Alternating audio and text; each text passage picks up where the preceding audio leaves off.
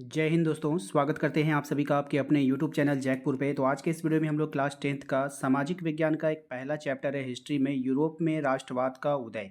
ये बहुत ही महत्वपूर्ण चैप्टर है और यहाँ से आप लोगों के एग्जाम में क्वेश्चन आता है। तो आज के इस वीडियो में हम लोग ऑब्जेक्टिव क्वेश्चन को देखेंगे।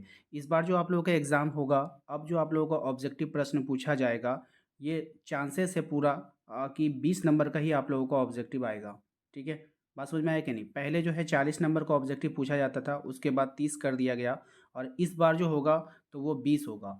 तो 20 नंबर का ऑब्जेक्टिव है, इसलिए आप लोग अभी से मेहनत कीजिए, क्योंकि एग्जाम के समय में अगर आप ऑब्जेक्टिव पढ़ोगे तो फिर दिक्कत हो जाएगी।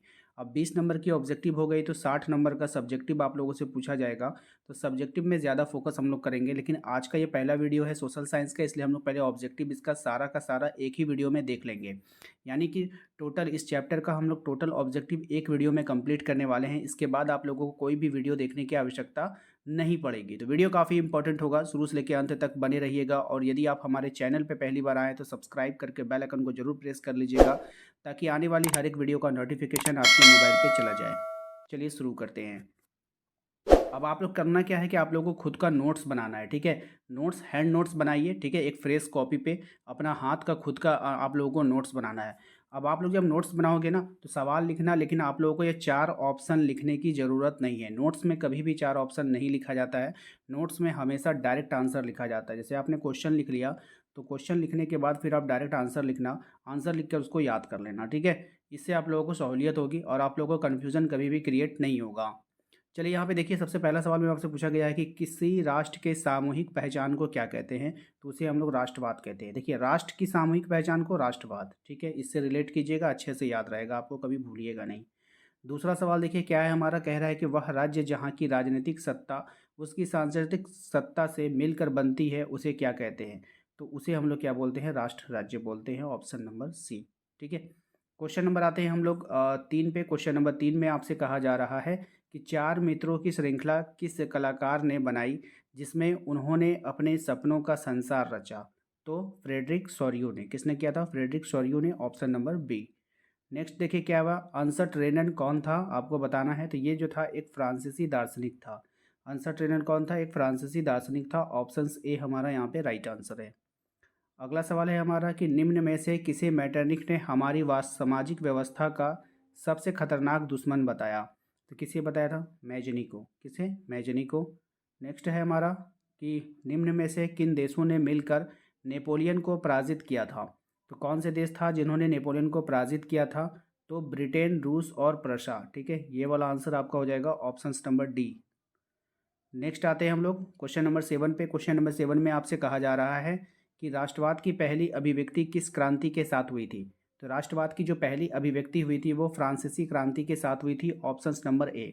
देखिए, आप लोगों को क्लास 10th का मैंने पढ़ाई शुरू कर दिया है, तो आप लोग अगर चाहते हो कि ज़्यादा से ज़्यादा आप लोगों के लिए वीडियो बने और ज़्यादा से ज़्यादा हम आपको फ़ायदा पहुंचा पाए, तो प्लीज़ आप लोग वीडियो को सभी दोस्तों को शेयर कीजिएगा। ठीक है, आपके जो भी ग्रुप में होंगे आप उन ग्रुप में शेयर कीजिए, अपने सभी दोस्तों को शेयर कीजिए, सभी लोगों को जैकपुर चैनल पर आमंत्रित कीजिए। साथ ही साथ आप हमारे 2 चीज़ों से ज़रूर जुड़ जाइएगा। पहला होगा व्हाट्सअप ग्रुप और दूसरा होगा व्हाट्सअप चैनल। ठीक है, और अगर आप लोग के पास टेलीग्राम है तो टेलीग्राम से भी जरूर जुड़िएगा, उसका भी लिंक आपको डिस्क्रिप्शन में दे देंगे। इसके अलावा अगर कोई समस्या होती है आप लोगों को ग्रुप ज्वाइन करने में, टेलीग्राम ज्वाइन करने में, तो आप दिए गए नंबर पर संपर्क कर सकते हो। ठीक है,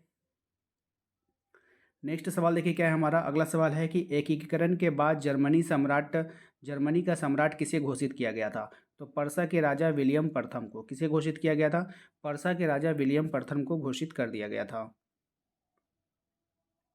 नेक्स्ट आइए, कह रहा है कि 19वीं सदी के मध्य में इटली कितने राज्यों में विभक्त था। तो 19वीं सदी के मध्य में जो इटली विभक्त था वो 7 राज्यों में विभक्त था, इसको याद रखना है।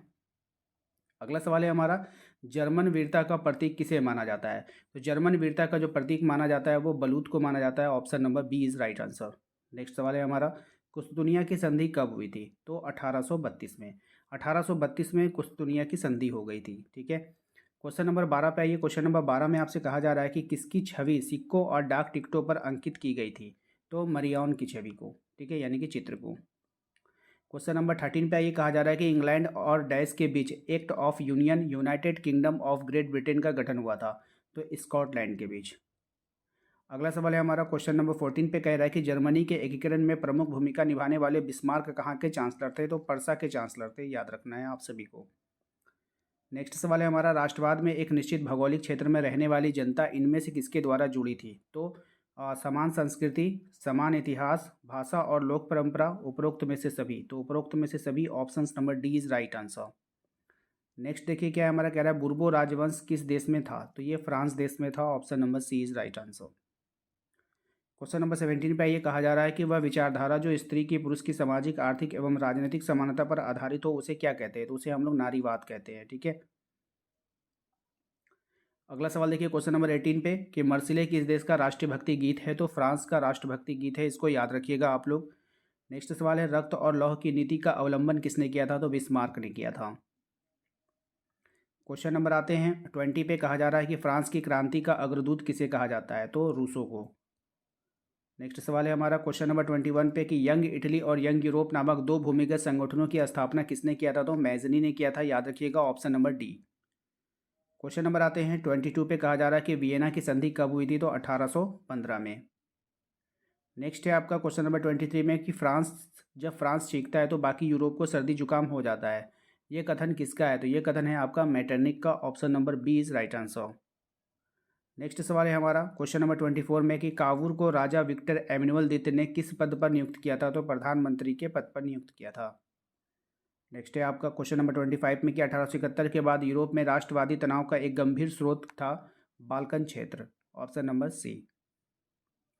क्वेश्चन नंबर 26 पे आई कहा जा रहा है कि कवियों और कलाकारों ने यूरोपीय सभ्यता का पालन किस देश को बताया? तो यूनान को बताया था, ऑप्शन नंबर ए।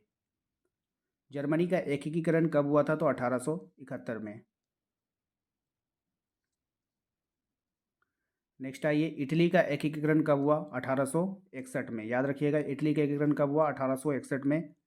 नेक्स्ट है, जर्मन राइन महासंघ की स्थापना किसने किया था? तो नेपोलियन ने किया था, ऑप्शन नंबर ए।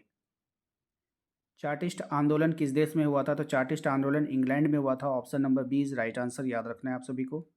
सामाजिक उपबंध नामक पुस्तक का लेखक कौन है? तो रूसो, ये काफ़ी इंपॉर्टेंट है, इसको याद रखिएगा। नेक्स्ट सवाल है हमारा क्वेश्चन नंबर 32 पे, शुल्क संघ जॉल्वेराइन की स्थापना किसकी पहल पर की गई थी? तो पर्सा की पहल पर की गई थी, option number A right answer. Question number 33 पे ये कह रहा है कि बिस्मार्क जर्मनी का चांसलर कब बन गया था? तो 1871 में। नेक्स्ट है आपका कि पहले तुम मनुष्य हो उसके बाद किसी देश के नागरिक या अन्य कुछ, ये कथन किसका है? तो मैथ्सनी का है, तो option number A is right answer. तो आशा करते हैं कि आप लोगों को आज का ये वीडियो पसंद आया होगा। प्लीज़ वीडियो को लाइक करना है, चैनल पे पहली बार आए तो सब्सक्राइब जरूर कर लीजिएगा, बेल आइकन को दबा लीजिएगा ताकि आने वाली हर एक वीडियो का नोटिफिकेशन आपके मोबाइल पे जाए और आपकी परीक्षा की तैयारी अच्छे से हो पाए। वीडियो का डिस्क्रिप्शन को एक बार जरूर चेक कीजिएगा, वहाँ पर आपको सभी चीज़ों का लिंक मिल जाएगा, तो जो भी आपके लिए उपयोगी होगा उसको जरूर यूज़ कीजिएगा। मिलते हैं अगले वीडियो में, थैंक यू।